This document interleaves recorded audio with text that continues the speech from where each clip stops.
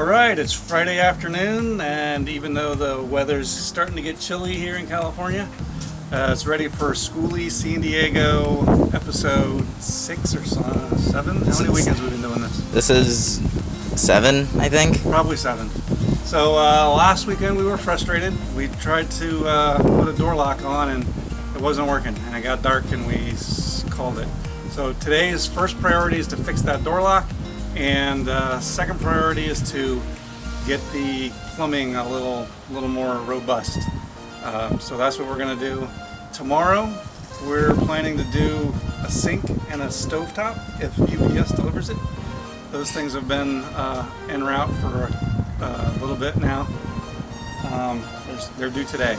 So if we get those today, we might put those in tomorrow. Knock on wood. So that's about it. Join us. Have fun.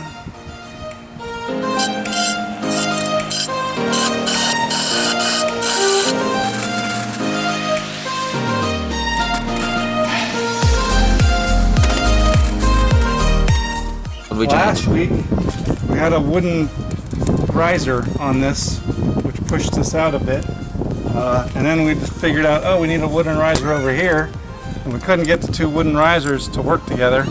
So that night after we gave up, I'm like, why do we have wooden risers on there?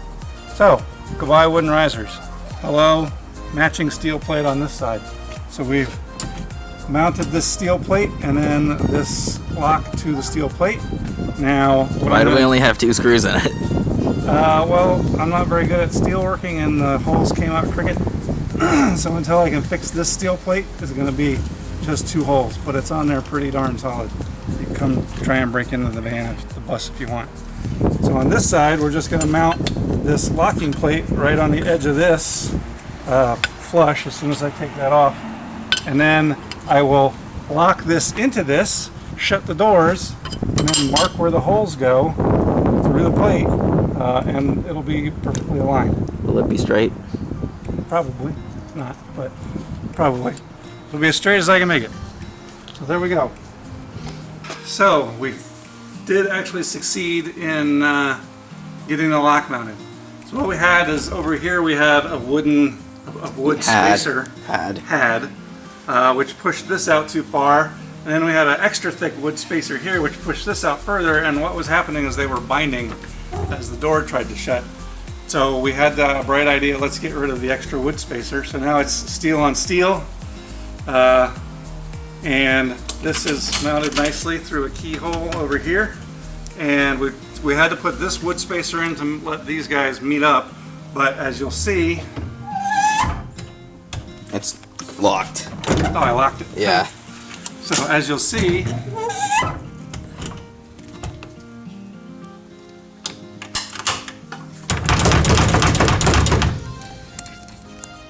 it locks. It locks. Alright, good morning everybody. So last night we got the lock installed. It locks. Woo! So what that has enabled us to do is put stuff that costs a little more money. So we're going to put the inverter on there, and the first battery, the stage 1 battery. The first set of batteries. Right, so you can show them. You pan down.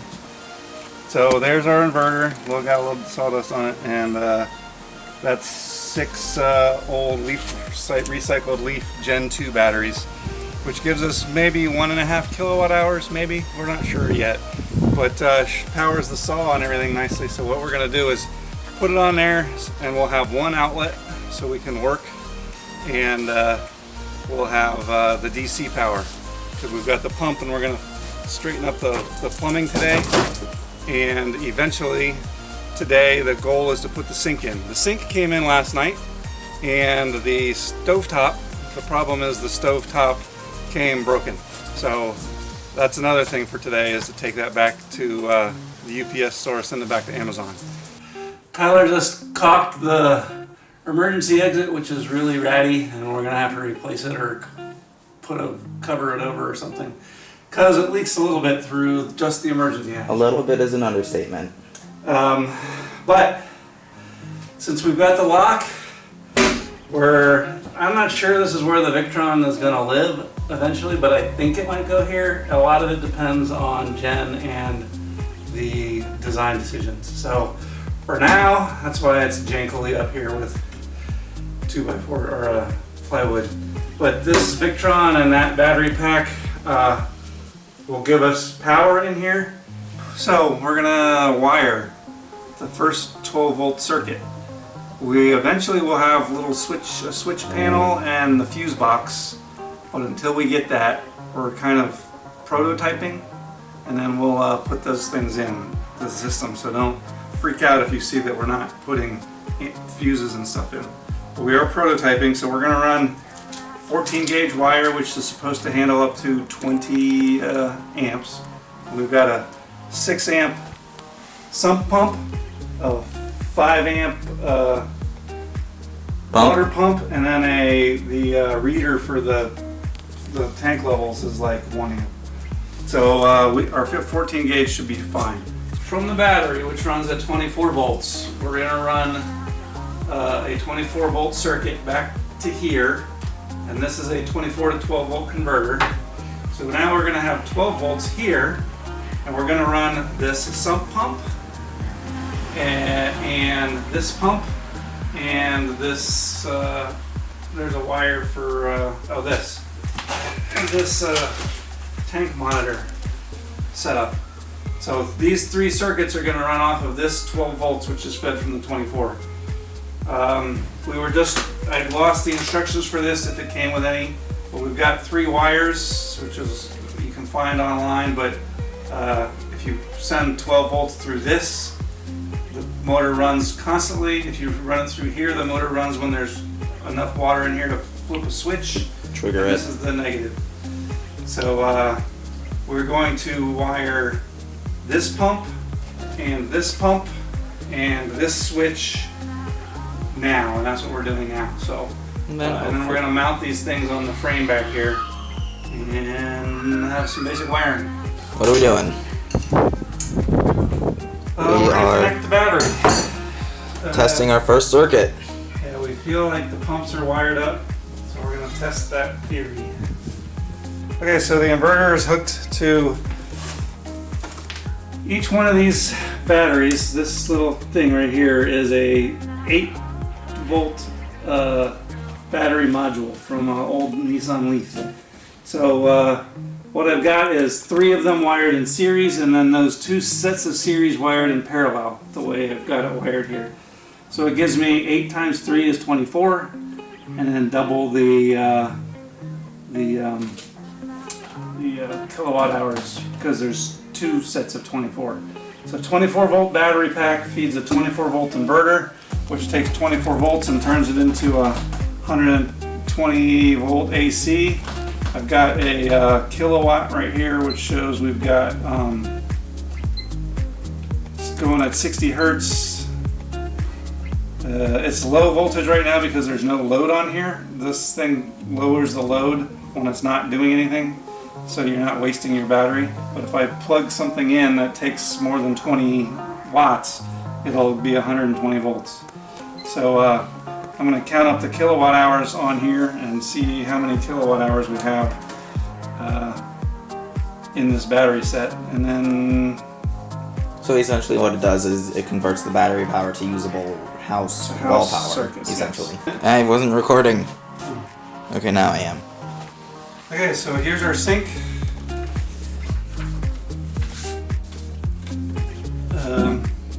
We got this kind with this shelf here because like cutting boards and stuff can stack on top of it and make a more useful surface. But what we have to do is have a hole this size in a countertop right here. So Tyler and I are going to build a makeshift cabinet and put a makeshift countertop and then cut a hole in it and then put the sink in. And then we'll have a sink. Alright, welcome to the world's jankiest cabinet, which we just threw together. But it's going to give us an idea of what a cabinet should look like, because it's 36 inches tall. This is where we want kitchen stuff. Counters, all the counters are going to be about this tall. It shows us how much of the windows we're going to block off. And the sink fits in it. So we'll probably put the faucet on here and put some drainage in, and have a working kitchen facility. Okay, well, let's see. This weekend, it doesn't feel like we got as much done as other weekends. We got everything that we wanted to done, though. Yeah, the plan was to get a sink and a bed in so I could take pictures for insurance. Done. The sink is not going to stay like this. And where we put the power, probably not going to stay there forever. This was our best guess at where it might be. But we got all the power system up and running, and we got the plumbing system up and running. So the two main systems are in. We did learn some things. This is a 36-inch high countertop, and I think all of us feel like 36 inches is too tall. That's the kitchen standard. It covers up way too much window as well. But so we are seriously considering going with like 33-inch countertops, which for me, as a 6-foot tall individual, is maybe less than ideal, but for normal people, Jen, who stands this tall, a 33-inch high counter would maybe be perfect. So we're considering that. And we're doing some design ideas still. Jen's just about done with her schoolwork, so we're going to get some serious designing done this and next week. We're op test sat. No one knows what that means. Operational test satisfactory for you non-navies. I kind of like the sink though, huh? Yeah, it's a pretty nice sink. So, pretty cool. We'll be able to get in there, and our brand new faucet. So, things are taking shape. Give us a couple more months, and maybe by the end of this calendar year, we'll get to go camping in this thing, huh? Yeah. All right. All right. Thanks for watching. Yeah. Thanks for hanging out. We'll see y'all next time.